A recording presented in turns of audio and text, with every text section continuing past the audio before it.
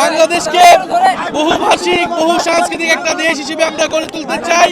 জাতীয় নাগরিক পার্টি এনসিপির পক্ষ থেকে আমরা কেন্দ্রীয় কমিটি আজকে শহীদ মিনারে এসেছি শহীদ দিবস উপলক্ষে এবং আন্তর্জাতিক মাতৃভাষা দিবস উপলক্ষে আমাদের 1952 সালের শহীদদেরকে স্মরণ করছি।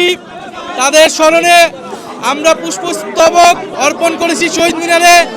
আজকের দিনে আমাদের প্রতিজ্ঞা হচ্ছে যারা যে সকল শহীদরা ভাষার জন্য জীবন দিয়েছে, দেশের জন্য যারা জীবন দিয়েছে, আমরা তাদেরই উত্তরসূরি। 24-এর গণ অভ্যুত্থান, 1971 সালের সংগ্রাম এবং 1952 সালের ভাষা আন্দোলন, 47 সালের আজাদির লড়াই, আমরা সব কিছুকেই একই সুতোয় গাঁথা মনে করি।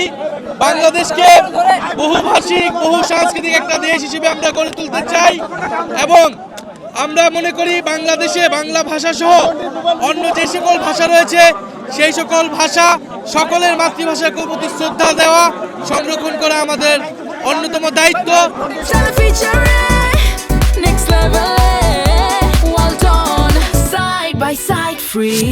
সামনের দিনগুলোতে আমাদের ভাষা আন্দোলনের শহীদ, 71-এর শহীদ এবং 24-এর শহীদদের আত্মত্যাগ এবং লড়াইকে ধারণ করে আমরা নতুন বাংলাদেশ বিনির্মাণে, বৈষম্যহীন গণতান্ত্রিক বাংলাদেশ বিনির্মাণের লড়াই জাতীয় নাগরিক পার্টি এনসিপি চালিয়ে যাবে।